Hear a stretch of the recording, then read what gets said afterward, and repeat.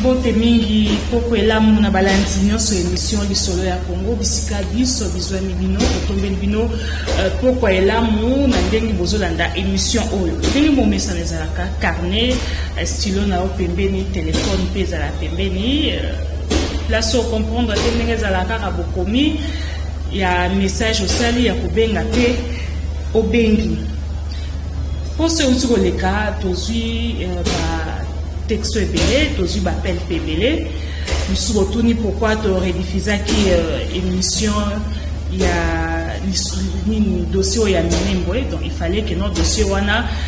peut-être banoko landa on a niveau à parlement to mais si to comme na suka po to clôturer émission wana na dossier ya Minembwe na poko lelo na impression que pona misusu kozala sango malamu sepe misusu kozala sango malamu pe mettre clôturer na dossier à Lemera et puis na dossier à Minembwe na accord ya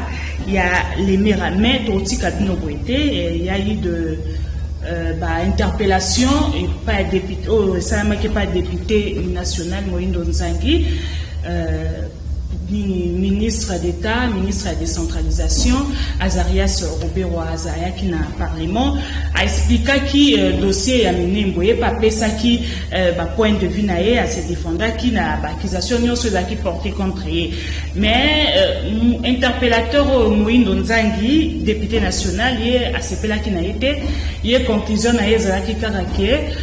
ministre d'État, Maître Azarias Robero, Kombo Naïkaka, a démissionné. Mais pour clôturer mission professeur a retrouvé ça y est 5 minutes. Pas un souci à représenter. Na bandi toyebi professeur José Adolphe Voto, consultant permanent à émission Oyo, ton PC est à 5 à 10 minutes. Si je pense que ton professeur Okokoka pour résumer biso lisolo ya dossier ya accord ya Lemera et puis na Oyo autour les cas le plus récent et ça dossier ya Minembwe. Bote mingi professeur pe boye malamu d'émission. Bote ndeko Laetitia Louvezo. Boni nzoto santé ça va? Kimi anzamba za kosunga. Na tuna susute docteur Mukwege boni. Docteur aza bien, azaka na boloko na ye, na benga ngo boloko parce que azotambola garde du corps liboso garde du corps na sima na kati hôpital moi réunion moko ya mukeme azotambola bazobatele na munduki donc aza prisonnier aza na liberté te mais aza obligé à vivre ndenge wana. Professeur tozwaki nde noto ba na début émission to peut-être so benga ngo sango malamu to sango mabe po ya bato mosusu bazolinga kaka dossier wana Lemera loba maka dossier Minembwe loba maka mais chronique ya professeur eza ebele ou il faut te découvrir eza karawana te mais lelo na poko lelo na moni penza tozo mettre fin point final na dossier oyo moto pesa wata 5 à 10 minutes soko kokoka o résumer le biso makamu nyonso tolobaki na dossier oyo pina oyo ya Minembwe awa oti kosila awa na Assemblée nationale oti ko conclure mais interpellateur azaki na ye certifié na explication nyonso oyo ministre d'État Maître Azarias Robero apesaki professeur ozanga na 5 minutes soko kokoka koluka ba point essentiel to résumé to clôturer na dossier ko lisolo lelo eza lisolo mo kitoko makasi atiki malobe pa ya professeur pour a clôturer dossier ya Lemera. Merci ndenge na lobaki mbala liboso que ozalaki prophétesse tango bandaki lisolo oyo ya Lemera ça fait presque 2 mois toujours beta masolo ka ya Lemera toyebaki te ke tokóma na makambo ya Minembwe parce que au fait Minembwe eza penza lelo makambo incident toujours ya Minembwe ça fait soki 1 mois ou 3 semaines lelo yango ndeza ko traduire makambo ya accord de Lemera eza penza expression ya accord de Lemera donc nzambe asala malamu ke tozwa temps ya ko expliquer accord Lemera wana pour na kanisi ke bandeko balandi biso depuis presque 2 mois ba comprendre malamu place autocommune Minembwe donc Minembwe est quoi comme par hasard et bandaki depuis depuis 1996 ti enyego eza kokoba na ba mission na bango ya accord à Lemera na tokolo ba ke échoué échoué mbala oyo mais likambo eza no mobimba na kokoloba ke soko landi ndeko Azarias surtout ndeko Nyarugabo na ndenge na biso ko landi vidéo na ye no landi interview na ye na ndeko Odia Élysée donc a exprimé mon thème na ye alobi na résumé na beaucoup ça lobby ou bien tokobika biso nyonso ou bien tokokufa biso nyonso donc exactement ko résumé état d'esprit au baza nango donc ou bien bondimi biso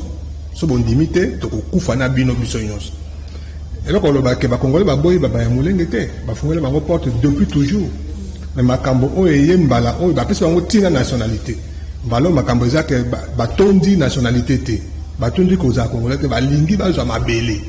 place où il y a une Zambi, à la Mouki, on a salué, Moïndo Nzangi, de Kona Sek Moussala à Kitoko. Nakasi Bandeko Banandi depuis 1 ou 2 mois. Moi, nous avons rappelé ma cambonio sur autre lobaki. Pe akem me libosiko musika abinisi na mikanda. Ouais ba mi oya tango à l'épaule 2. On a sepé na musala oya sali. Nyo soza pour na contribuer na ko éveiller conscience à ba congolais. Biso to boy bande ko ba ya mulenge te même soki baza ko kosa identité na bango parce que ba ya mulenge bazala kate baza ba ya Rwanda ya atako ba lengi identité mususu likambote to yambi bango. Mais ba sepela ko za ba congolais le kola ba congolais nyonso mais natana nyonso wana esenge tozalaka vigilant parce que so omoni makambo minembo ndenge ntango babalanse minembo na bamboka na Rwanda na États-Unis na Canada bato babimisi ba t-shirt babimisi ba nzembo na studio donc ezaki eloko ya parazate tele comment ezali préparé mais intention wana esilité naza ko remercier pe que pona ngai incident ezaki malamu. Comme on dit, à quelque chose malheureux. Bon, il fallait que le Corubero a se comporter pour to yeba makambo et bomba makinase. Donc, bazaki déjà na mikanda pour na commune à Minembwe, to yeba kité. Banoma ki bogume ça va congolais ba yeba kité. Ça fait 2 ans, ba to yeba kité. Mais donc ba ko fanda na bango pe to fanda ki na biso Minembwe se kenela ngo pe kala. Heureusement que a sali forcing wanande et ko la misabato. Je crois qu'il faut rester à la vigilance pour nangai naza koloba polele que méthode oyo babandaki depuis 96 na mandoki na ko s'imposer na mandoki soki bolingi te bokufa Rugabo alobi yango donc okambo mais kokamwa te que lokola bazui yango na politique te na Kinshasa kokamwa te que lobi babanda su mandoki. Donc, wana penza ba congolais il faut tous la préparer que cycle wana nano esilité. Il faut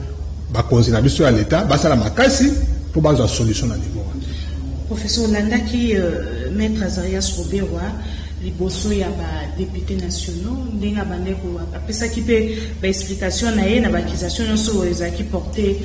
likolo na ye yo analyse no ezaki non tolba ki a depuis monsieur na été nyonso za lokuta o toloba ki a na émission lokuta moyindo nzanga zonge nango eza lokuta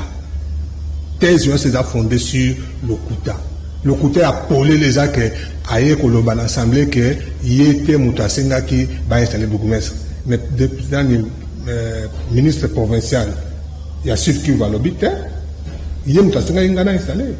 moi donc ezaka lokuta na lokuta donc bande ko ba former politique na bango ba fonder politique nango sur lokuta ce que za lokuta te eza menace eza mandoki donc place wa mission depuis 25 ans yango wana mais toza na lika ke nzambe azali biso toza na bolingo bandeko tofungeli bango maboko toza na bosolo pe tokanisi ke nzambe akosunga ke bosolo eyebana pe mboka na biso eza na kimia. Totondi Botondi n'a bandi 5 minutes dans mon côté pour quitter. Le professeur Assali est nécessaire à ramasser les points où ils sont nécessaires pour clôturer le dossier où il y a encore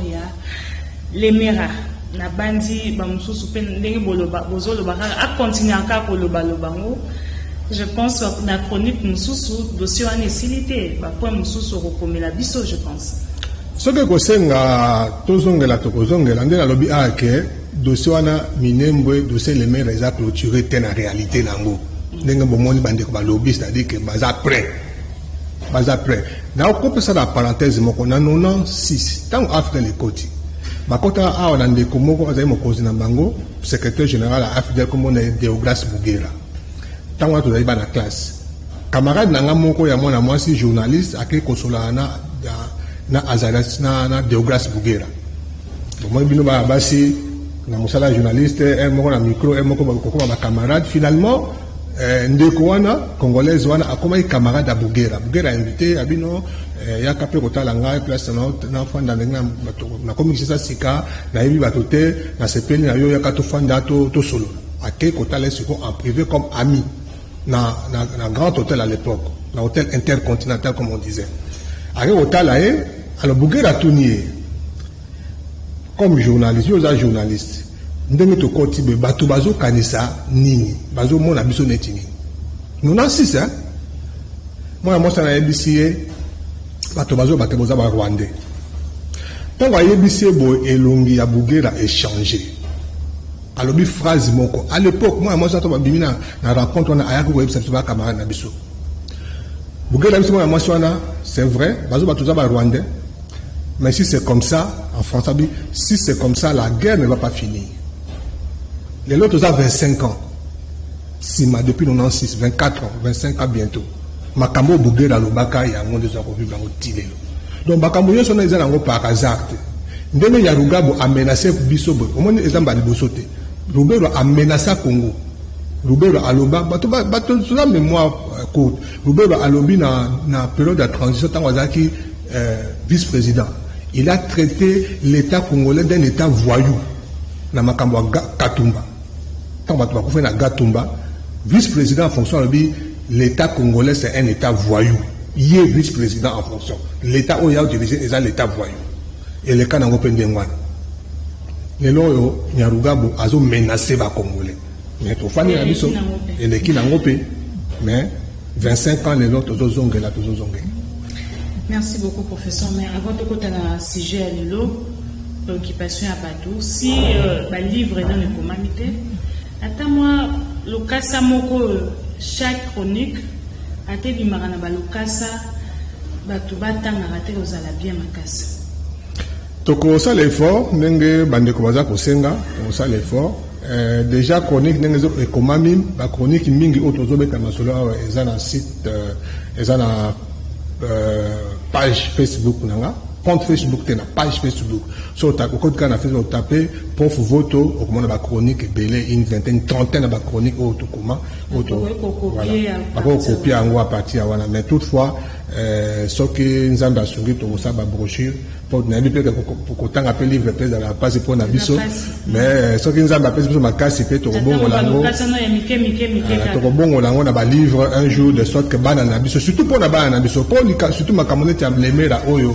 Bani bandeko bazo sala ba livre ba thèse na bango ba TFC ba mémoire ba ko ba livre ba ça ba film na message à l'okuta sur le Congo et ce qui le lobiso to sala ba film était ce qui to comité après 20 ans après 50 ans thèse na bango ya l'okuta de écotique la teba na biso ba ko kosa mami. Le professeur voto biso moko il faut tout comme histoire ya Congo parce que biso moko toujours vivre lisolo wana ya solo na kati ya mboka oyo lelo tolobela lisomo pe ya kitoko makasi tant professeur atindelaki ngai natangaki ngo mwa ndambo mais na ndambo wana nga natangi ya kitoko les voitures célèbres en RDC bamituka oyo ekenda sango eza bongo penza bamituka oyo ekenda sango na République démocratique du Congo et qui n'a pas sangoité les AKP bamitu katongo moni yango zopesa eza ba symbole moko symbole ya pouvoir symbole ya bourgeoisie symbole ya baba nini ezaki ebele na okota na quantité yemo nano a expliquer bison professeur les voitures célèbres bamitu ko ekenda sango na République démocratique du Congo l'élection dans le solo to lo ba to améliorer ko batte bamituka ya politique. La politique. Mais tout cas politique. Politique, en français, les voitures politiques célèbres au Congo. On a mis to commis histoire à la voiture. Moi, tu as ma solo histoire à Mboka, avec une histoire à bateau. Ou bien histoire à Mabélé. Mais, et là, comment tu bosses en tant que temps, on va ma cambo politique. tant on passe makambo ya pouvoir ezaka na ba symbole na yango au monaka lelo soki balobi mutu akomi ministre to mutu akomi président de la république ou akomi ministre ou akomi PDG pour na kolakisa ka zu pouvoir ezaka ba symbole ezaka biloko misato mine ezaka ko la liboso ezaka bureau ce comme ministre bakoya moni remise reprise ministre ya sikaye ministre kalati kelie kiti kiti wana ezaka symbole amon pa kota pa la kiti wana tandis que azu pouvoir kiti bokonzi mais eloko mususu ya motu ya pe ezali voiture normalement so mutu comme ministre na ba remise reprise pa pese voiture de fonction yango ne kolakisa ke azu bokonzi. Et puis, bokonzi moko bakonzi nyonso azala roi, azala président de la République, la ministre à la voiture nae. Oui, on reconnaît que oui, zaïe. Yango na to beti masolo voiture parce que ba voiture histoire ya mboka na biso bato ba jouer ba rôle ebelé mais ba voiture peut jouer ba rôle ebelé. Un peu à préparer le col la punda ya Yesu moi ne punda il m'a Yesu na Jérusalem beaucoup bête la mina masolo ya Yesu à côté Jérusalem il faut mettre masolo ya punda wana moi ni Bible bête masolo ya punda wana ba kende ko joyer ezali punda ya bato Yesu alimo ke no ko punda boya na ye ba ke ba ju punda ba ye na ye amati likola punda c'était pas par hasard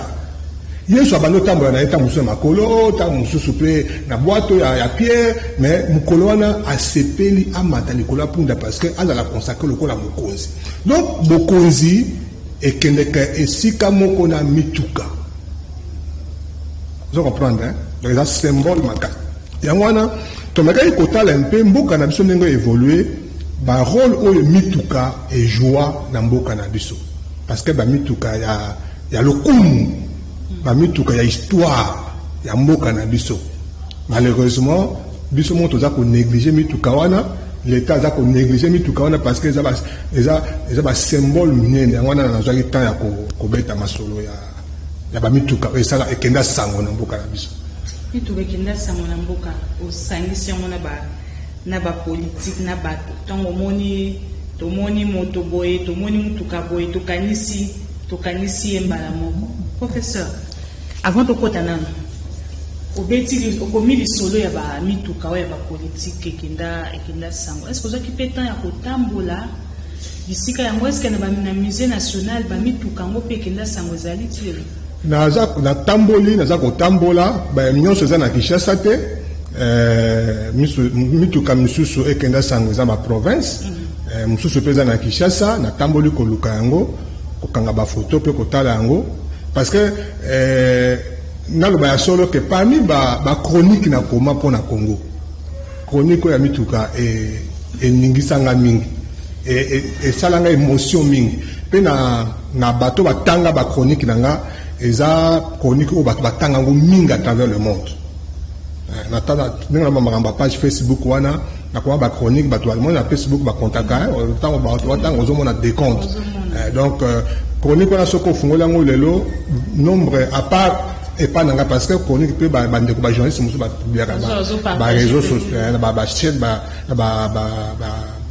journaux na bango wana na moyen tanga ngo exactement o et pas nanga moko c'est près de 200 000 personnes au batanga chronique wana 200 000 personnes 200 000 lecteurs au batanga chronique c'est-à-dire que les gens loko intéressé ba te belé parce que les histoires en boka na biso voiture ya yambo o ekenda sango to banzina wana voiture ya yambo ekenda sango eza exactement voiture ya yambo o ekota na Congo voiture ya liboso na histoire ya Congo ekota na Congo ekota na 1904 voiture wana ezalaka voiture ya administrateur ya Congo et wana Léopold II a joué Congo en 1985 donc en 1904 7 ans après voiture wana ekota na boma voiture wana tilelo ezali bato ba histoire à Congo soke na boma okomona voiture wana ça fait je crois 1 mois et demi 2 mois nazaki na ba Congo na lekai kuna voiture wana ezali tilelo voiture wana ezali ba image nango ezali eza au moins voiture heureusement que la voiture a calé et ça na tola makasi et ça pour résister et ça oui tout ça mais ezali et ça parmi l'un des sites touristiques il y a Boma ezaki capitale à Congo il y a Liboso hein par Vivi Boma ndenge alors mais ce fichier mundele wa na Belge le podel atinda kié pour azala mukonzi na Congo et comme Boma ezalaki capitale il est ancestral ikuna alors au moins mindele bayaki na bateau tant ba ya na bateau à voile ba komi ba koti makolo net installé ba notambo ane makolo ça tambo na bateau bien na boato après aketata makolo après azul bateau accueil alors mbala liboso oyo mutuka voiture et kota na Congo ezaki monsieur fichier mundele wana administrateur ya Congo après Stanley nde ayaki nango ayaki na mituka mibale moko ezalaki ya ye moko pe moko ezalaki ya mwasi na ye lelo soki na Boma mutuka wana mituka nyonso mibale ezali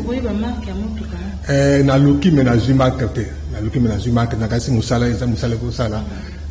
mais eza mutuka moko eza on état oyo bakoko réhabiliter yango vraiment ezali passe na motema soki omoni yango mutuka wana soki babengi ba expert bakoki ko compléter ba pièce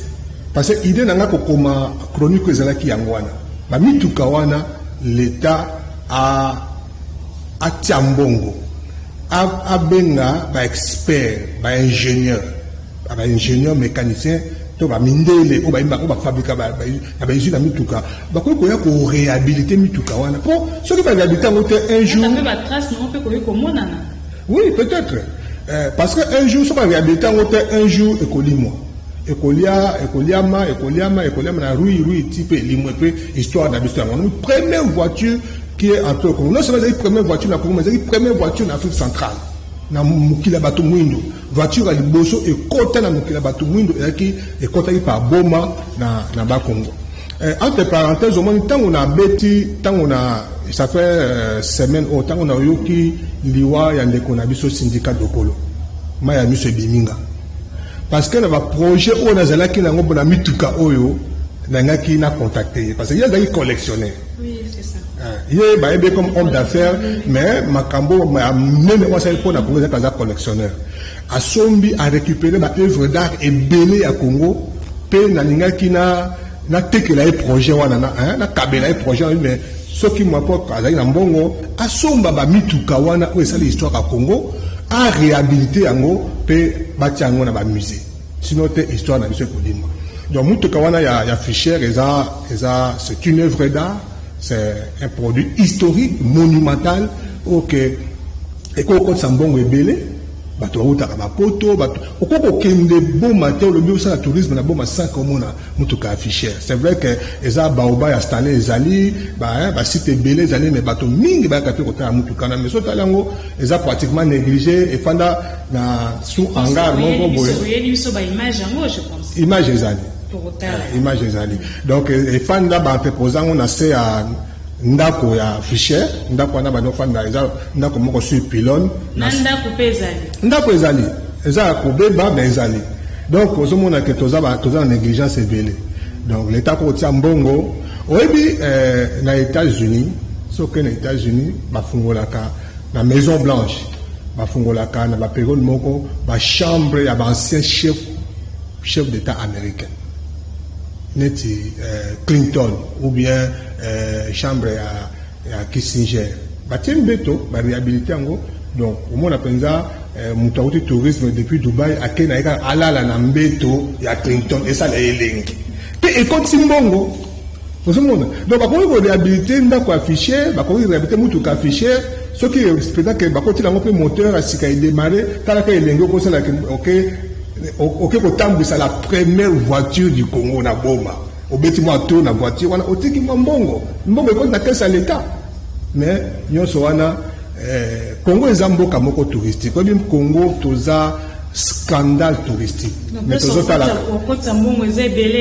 total aka diamant total aka or total aka minerai coltan alors que place en bongo ezebe votre koba au contacter tous appels un ministre ya tourisme est-ce que vous contacter pour un projet n'a qu'au transférer les projets. Beaucoup plus politique. C'est vrai qu'il doit contacter le syndicat de collège que pour les passion. Il y a une passion à ma collection. Mais malheureusement, j'espère que le gouvernement congolais va sensible à projet pour réhabiliter détruire débit déjà. Mais c'est ça, on va réhabiliter. Je pense que le syndicat de Colo n'était pas le seul. Il y a à cause de la collectionneur, il y a œuvre d'art. Si je parle, j'ai bonne mémoire. Anna Jadot à Londres, je pense qu'il peut collectionner œuvre d'art. Ici, n'a participé à na exposition na ye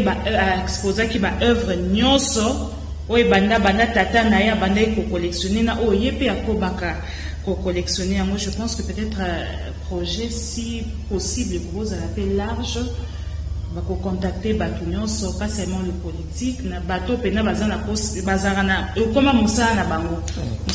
nde yangwane. Je pense que ces projets là sont contacter bato bongo et kozala malamu voiture ya ngolobi ekota na boma banze suki wana te voiture ya liboso te kota na ezaka voiture moko te kota na République démocratique du Congo tozoko voiture ami balé autobeti lisolo eza voiture ya Lumumba ni malembi ekoti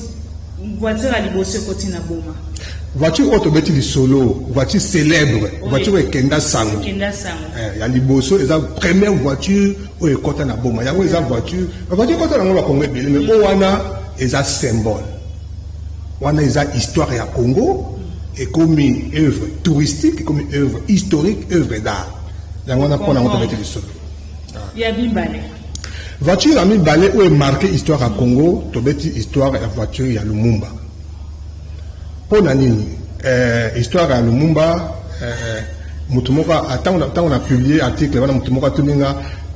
alobi yango penza ko tiola bi mais bon yo beti Lumumba yango Kasavubu ndo beta abanota ba makolo te ezata que na exclu Kasavubu ainsi que na beti solo histoire la voiture Lumumba parce que est marqué histoire parcours la voiture on est marqué histoire pour nini on bitango bakangi Lumumba Batake a signé en résidence. Alors, membre gouvernement na ba kimaki, ba gizenga na ba ministre mususu ba kimaki ba keneki Stanleyville Kisangani. Lumumba atika na Kinshasa emprisonné. Tant Lumumba moni que makambezo bebelae a senti que azana danger de mort a décidé ki Akima pour rejoindre bande kwa na ba ninga na ye na Kisangani. Alors, l'histoire de Baké a se camouflé. A yokane na chauffeur, garde Bazalaki, banoking à la porte.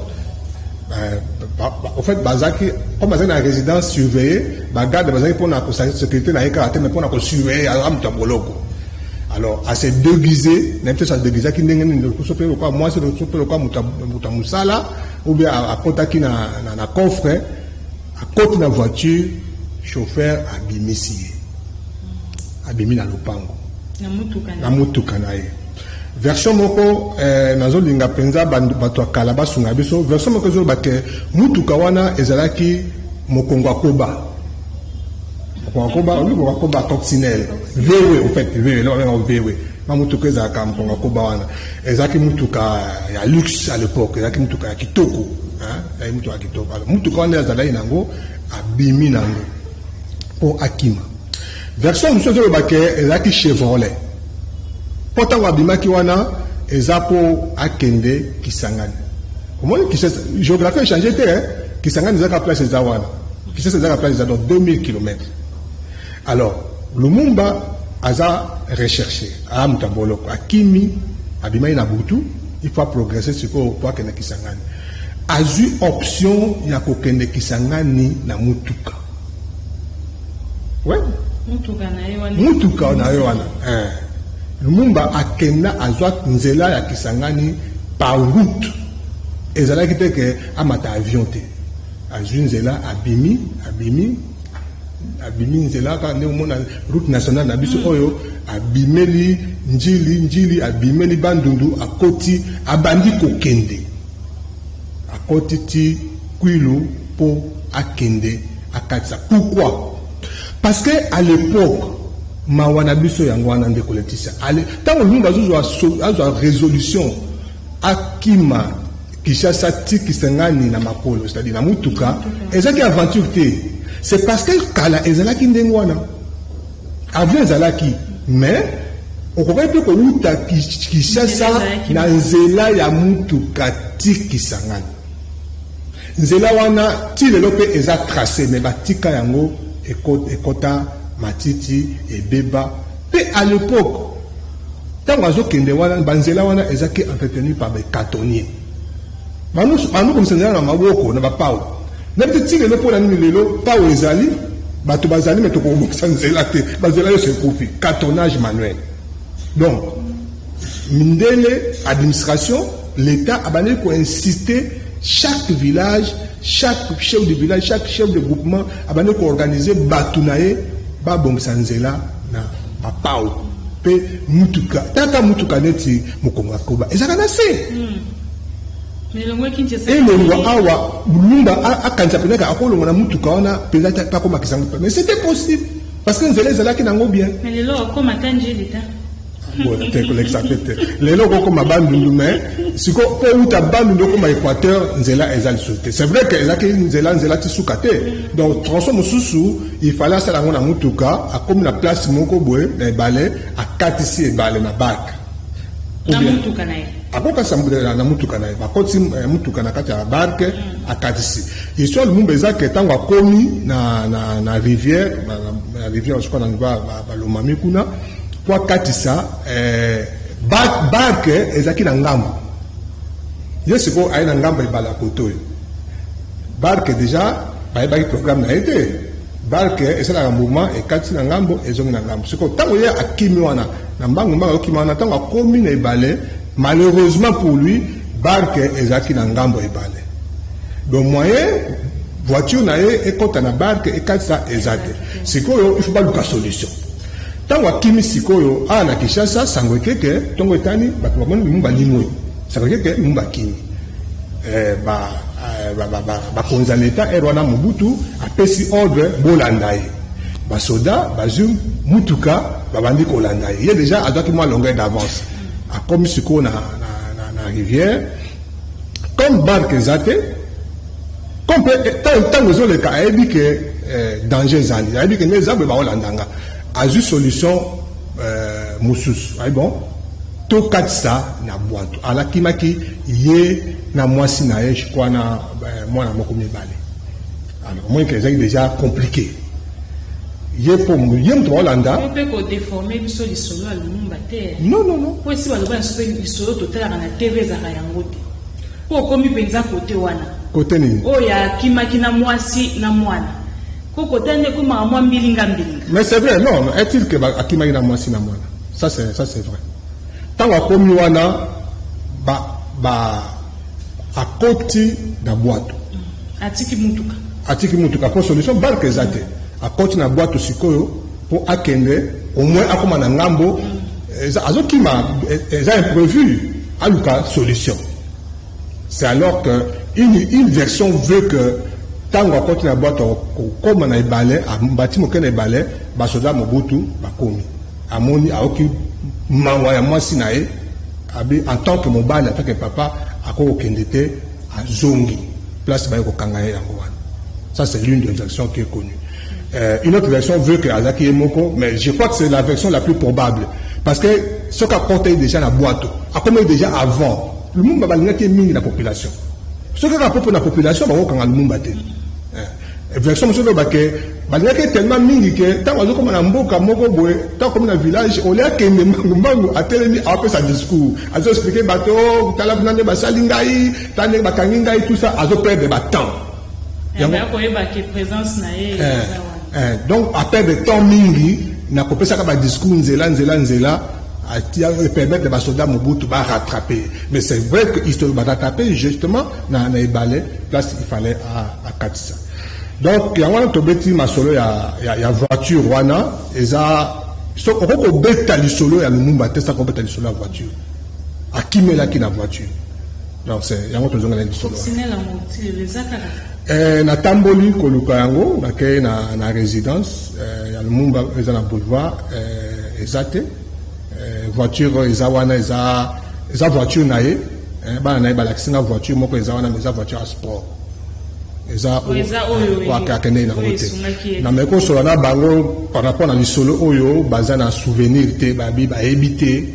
soki voiture wana eza wapi voiture esuka ika lisolo ya mutuka ne suka ki ne bali so wana certainement que zongaki certainement que mutuka ne zongaki mais bon comme il déjà dans position à mabe je crois que au moins le problème en mboka c'est ça que soki mutu alongwe musala ou bien asa un problème dans l'état biloko connaît il faut détruire. Je crois que bazaki soin pe amutu kawanate donc trace nango ezate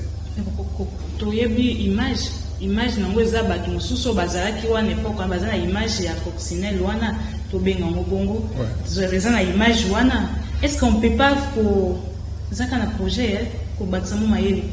ko sala poto zana wana mitu po bato bazalaki na epoka wana bazati lelo ba misusu ko sala forme ka ya mutu kawana te eza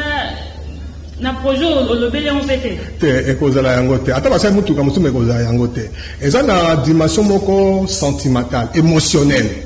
eza dimension moko émotionnelle bilamba ya kala bilamba no asomela ba souvenir ebele ata oso musu na magasin eza yango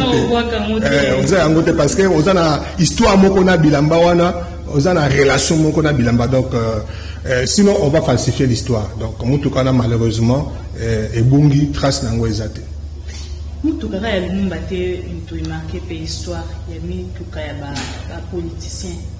mususu poko mi mutuka ya misato oyo tobeti lisolo na chronique eza Chevrolet ya Moïse Tshombe Chevrolet eza Chevrolet Impala eza marque Chevrolet moko Impala eza Chevrolet ya luxe Chevrolet erwana mbatu balelo so ba Mercedes so bazolo ba nebite so Cherokee so ba marque mutuka minene o mukonza ko tambola ngo mutuka oyo ya fonction mutuka officiel ya fonction ya premier ministre Moïse Tshombe ezalaki Chevrolet Impala ya voiture voiture Chevrolet Impala ezalaki kitoko mingi Moïse Tshombe azaki alingaki bokonzi mais alaki pe alingaki luxe alaki penza omoni bato mususu bazi bokonzi alati yango penza donc ye alingaki biloko ya kitoko biloko ya luxe ezalaki par exemple pe alaki motu moko charismatique Tshombe alaki très charismatique souvenir neti moni ntango bauti indépendance balider bazalaki ebele Lumumba Kasavubu ye mpe azalaki na kati mais mpona komarke griffe na ye tango mwa mobulu ekoti nani kowela na wana tango ya ye akiti na avion atomboli malette na ye alobi naza na indépendance na kati ya malette ça c'est l'histoire de notre pays donc mutu azalaki na version na ye mpona koséduire peuple alors ye l'activité malette on va tout baloba ba éviter indépendance c'est de a na kata malette et ça ba congolais ba ngai ba biloko ndingo na marka ki ba congolais mingi tu vas net gizenga azo ba ke akenda na livre d'or ce qui azo na livre d'or congolais ngate livre d'or eza biso to ba livre d'or to ba mi to ka sa livre d'or eza livre mo ba on a or donc livre d'or eza ka n'importe quel carnet n'importe quel registre oyo bakomaka ba histoire ba souvenir na kati ndakenda nango akena livre d'or soki azomi nango te kongo etikala obonga te alors le mot Moïse Tshombe alaki ndenge wana alaki charismatique alaki na voiture na ye Chevrolet Impala oyo eyaki voiture officielle na ye voiture de fonction oyo bando tambola nango voiture wana heureusement voiture wana ezali oui voiture wana ezali eza na Lubumbashi Impala ya Moïse Tshombe ezali yango moi na bai makambo ya passion esengaka mpe bato oyo bacomprendre mpe basauve histoire ya mboka na biso voiture wana un autre Moïse Katumbi tant comme gouverneur a récupéré la voiture wana a retapé yango a tambola ki pe nango voiture a tambola ki a bengi bateau ba mécanicien ba rétablir voiture à présent 1960 61 donc ba retaper ba refaire moteur le sous moteur mususu en tout cas ba retaper ba repeindre ba zongisa yango président ndenge ezala ki pe Moïse Katumbi gouverneur en place a betaki ba tout na kata Lubumbashi na voiture wana donc on ils appellent histoire à Congo mais ils appellent histoire à Katanga hein ils appellent histoire à Katanga tu vois un peu le parallélisme Moïse Tshombe Moïse Katumbi Moïse Tshombe pratiquement premier ministre mais Moutasala sécession c'était le président du Katanga parce que si le lot Katanga nous les Katanga bakazaka Tshombe hein va souvenir à Tshombe alors Moïse Katumbi peut amérique aux zongi sa histoire wana a zongi si voiture wana en forme à tambousa on est comme des voitures à Kala à parka kiango na kasi so comme na Lubumbashi au moins on va parka kiango à un moment parka kiango na assemblée provinciale à Lubumbashi na peut so balongoli yango mais voiture wana ezali pour na souvenir à Congo je crois que heureusement Moïse Katumbi Basali Moussalana je crois que les Katanga vont prendre soin de cette voiture parce que ils ont histoire en Boka na biso Chevrolet Impala ya Moïse Tshombe ezali kaka ezali et solo nini openza o ata bano oyo ya bazaki n'époque wana tant ozobeta lisoba ko kokanisa ah oui lisoba professeur azoba ya solo muto kana mukolomo esalaka bonkomo moi lisolo ezate Moïse Tshombe non mais Moïse Tshombe a marqué histoire en Boka oyo ya moment on attend tobeta masolo ya voiture ya bakonzi on peut s'imaginer que tango ba négociation de sang Moïse Tshombe a eu un conflit dans le Lumumba na Kasavu Moïse Tshombe ayambi ba Belge na Katanga Moïse Tshombe ayambi azo négocier na Nations Unies ONU à l'époque na ba négociation nyonso wana na ba rencontre nyonso wana Moïse Tshombe akendaka na Chevrolet Impala donc biso total kaka mutu mais ba voiture esala musala ce qui voiture est la voiture pour réclamer pour réclamer que bozo ça va l'indépendance na bino bozo ça va fête na bino menga mutu na tambisa ki bateau pas na ngezani yango no moni il faut honorer la voiture wana parce que ça la misala la voiture wana est marquée histoire en bona mboka na oui dit que na histoire à Tshombe na conflit na entre Katanga na Kinshasa place oyo secrétaire général il y a Nations Unies Daka Majok akende okufa na ndola avion na ekende okoya patanga wuti na Kinshasa po akende bitumba entre Kinshasa na Katanga akende ko négocier na Moïse Tshombe po bitumba esila avion na ebumi nzela mauvais temps ako okoya na Zambie akufi mais dans cette histoire là tout ce qui s'est passé là tant que Moïse Tshombe azo bima azo tambu impala ok ba mimi Lumumba na Lubumbashi ba ko bomaye tango Tshombe notre version ba ke aki kotala ce que c'est à soloté tango Tshombe azo tambola mutu kanae oyebanaki Impala Chevrolet Impala Moïse Katumbi plutôt na koti na Moïse Katumbi Moïse Tshombe kakate Impala kakate mute marqué histoire ngongeza ngonga bazotumbisa na reshi ngongi koki kape na koti ya munazaki emporter na baba solo na mituka obosa ni singa ngonga na komiti na lekisi kutungonga professeur na bandi tozonga poso eleki poto continuer lisolo ya mubu chronique eza mulai na bandi tozala branché toyeba ba voiture nyonso ya ba politique o ekenda sango na République démocratique du Congo. Merci na mibino ba pense bolandi biso tozozo ba message de partout na mokili na ba province awa ba msusu bazokoma ba msusu bazobenga bo continuer oya mabe oya malamu bozo le bateau continue mabe to kolongola. Je pense que lisolo ya Congo ndenge bozo le si Dieu le veut professeur ako satisfaire bino ako koma bisika bozo linga kende po beaucoup tanaye bino moko. Il y a d'autres questions pour vous solliciter Batunayo de vive voix. Bon, mon professeur, je pense que non, on va s'organiser et puis même dans les jours à venir totala ndeni nzamba kobomba biso nzamba okamba biso tokutana professeur ale poko elamu na bino tokutani poso ezali koya. Au revoir.